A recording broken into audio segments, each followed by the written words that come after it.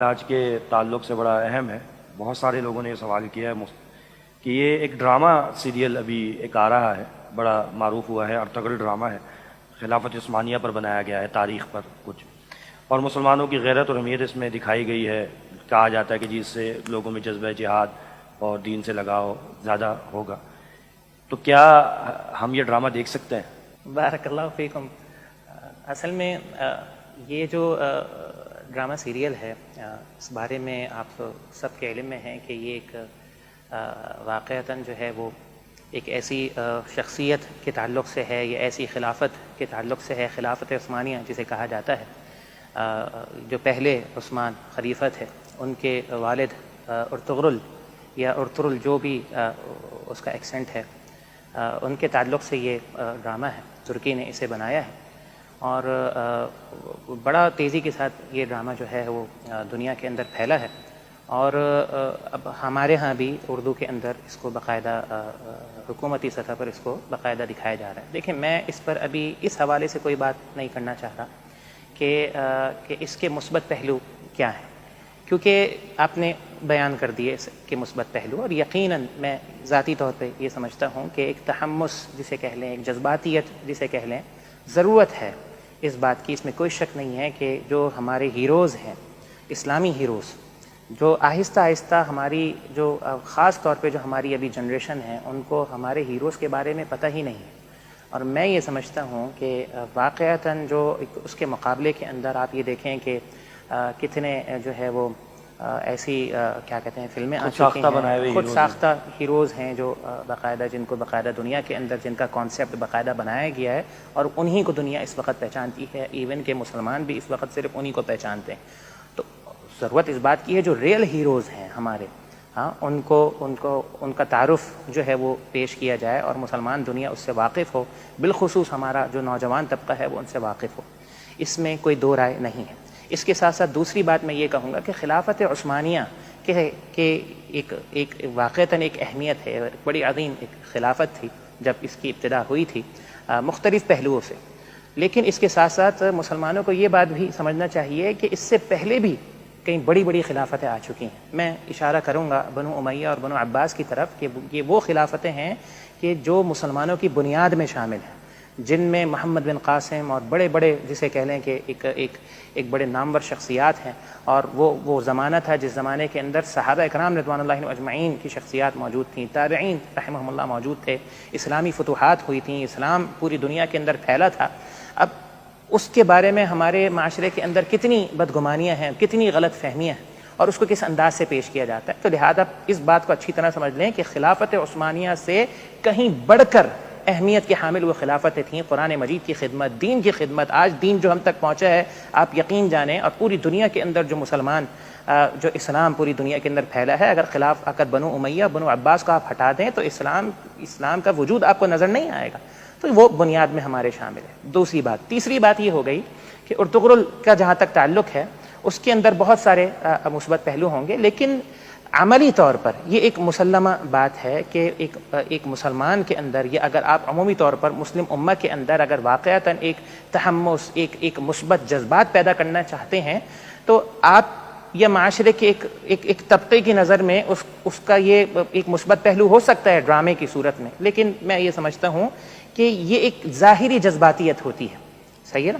اصل جو ہمارے دین نے جو جذباتیت دی ہے, اس کو بڑے آرام سے ٹھنڈے دماغ سے اس کو سننے والی بات ہے کہ ہم اس طرح کی باتیں سنتے ہیں تو فوراً اہل علم سے متنفر ہو جاتے ہیں کہ علماء ہر چیز سے منع کر دیتے ہیں. لیکن میں یہ بات کر رہا ہوں کہ جو اصل بنیاد ہے قرآن مجید ہے, اور اپنا کیا کہتے ہیں اللہ کے پیغمبر کی احادیث ہیں, سیرت ہے نبی کریم صلی اللہ علیہ وسلم کی, غزوات ہیں اللہ کے پیغمبر علیہ الصلوۃ والسلام کے, پھر صحابہ اکرام رضوان اللہ علیہم اجمعین کی شخصیات ہیں, ان سے ہمارے مسلمان واقف نہیں ہیں, جن پر ہمارے پورے دین کی عمارت قائم ہے. ٹھیک ہے, تو ان کا علم نہیں ہے, جبکہ خالص مراجع کے اندر ان کا علم موجود ہے, قرآن مجید میں, احادیث کے اندر اور صحیح کتب کے اندر ان کا علم موجود ہے.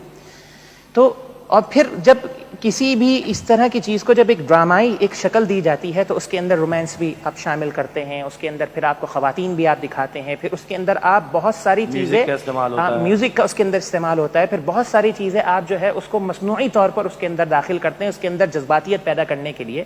یہ اس کے منفی پہلو ہیں، یہ اس کے منفی پہلو ہیں. اور یقیناً ایک مسلمان کو یہ بات سمجھنی چاہیے کہ اگر وہ میوزک سن رہا ہے، وہ کسی بھی تناظر میں سن رہا ہے، اور اگر وہ کسی غیر محرم کو دیکھ رہا ہے، اس میں کسی مسلک کا کبھی بھی اختلاف نہیں رہا ہے غیر محرم کو دیکھنے کے اعتبار سے، تو وہ گناہ کا ارتکاب کر رہا ہے.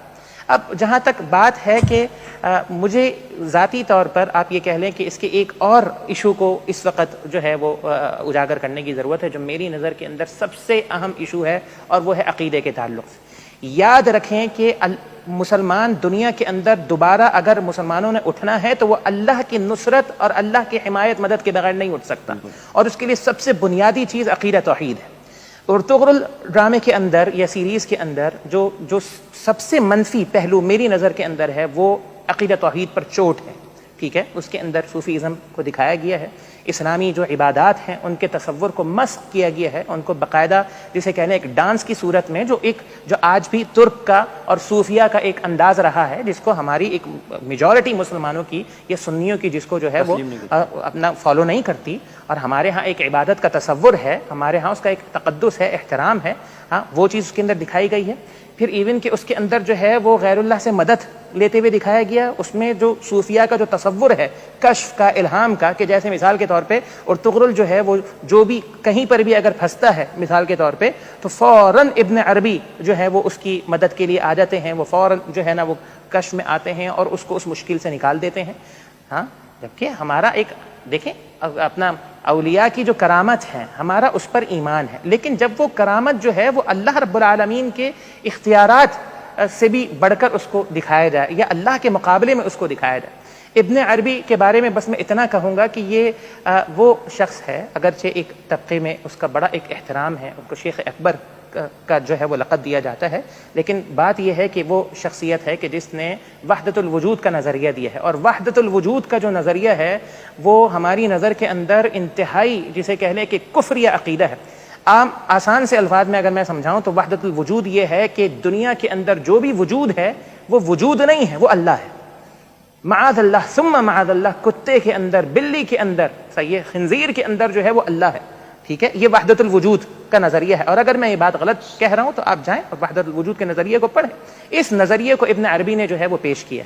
ٹھیک ہے، اسی طرح ابن عربی کا ایک مشہور ایک شعر ہے جس کا کوئی انکار نہیں کر سکتا. ابن عربی یہ کہتا ہے کہ العبد الرب عبد الرب عبد والعبد رب، کہ رب در حقیقت بندہ ہے اور بندہ در حقیقت رب ہے. گویا کہ بندہ اور رب یہ دونوں الگ الگ نہیں ہیں، یہ دونوں ایک ہی ہیں. پھر اسی سے ملتے جلتے وحدت الشہود کے عقیدے ہیں، پھر حلول کا جو ہے وہ نظریہ ہے. غیر محسوس انداز میں بجائے اس کے کہ مسلمانوں کو مشکلات کے اندر اللہ کے ساتھ جو ہے اپنا ان کا تعلق مضبوط ہو، ہاں ایک تصور دیا گیا کہ کوئی مخلوق آئے گی اور وہ مخلوق جو ہے وہ مسلمانوں کو اس تکلیف سے. مجھے ایک بات کا جواب دیجئے کہ رسول اللہ صلی اللہ علیہ وسلم کے ہوتے ہوئے کائنات کے اندر آپ سے افضل کوئی ہو سکتا ہے؟ آپ جواب دیجئے. آپ سے زیادہ کسی کی کرامت، کسی کا معجزہ ہو سکتا ہے؟ لیکن غزوات کے اندر فرشتے اترے کہ نہیں اترے؟ اللہ کے پیغمبر کی موجودگی میں فرشتے کس لیے اترتے ہیں؟ نہیں، اللہ رب العالمین اگر غیبی مدد فرماتا ہے تو رسول کی موجودگی میں، رسول کے ہوتے ہوئے فرشتوں کو نازل فرمائے. صحیح ہے.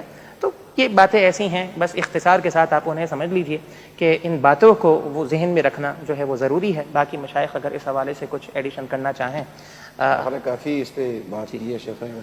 آخری میں اس میں لقمہ دوں گا کہ جو ہمارے یہاں بات کی جاتی ہے کہ جی ارطغرل کی وجہ سے بڑی نوجوانوں میں تبدیلی واقع ہوگی، تو میرا سوال یہ ہے ان نوجوانوں سے یا ان کہنے والوں سے کہ جو اس ڈرامے کے کردار ہیں ان میں کیا تبدیلی واقع ہوئی، جو اس میں فلمائے گئے ہیں ان کی زندگی میں کیا تبدیلی واقع ہوئی؟ جب ان کی زندگی میں تبدیلی واقع نہیں ہوئی تو دیکھنے والے کی زندگی میں تبدیلی واقع ہونے کا جو ہے وہ ہم امید رکھنا، یہ میرا خیال ہے تو بیوقوفی. جزاک اللہ. شیخ عثمان صفدر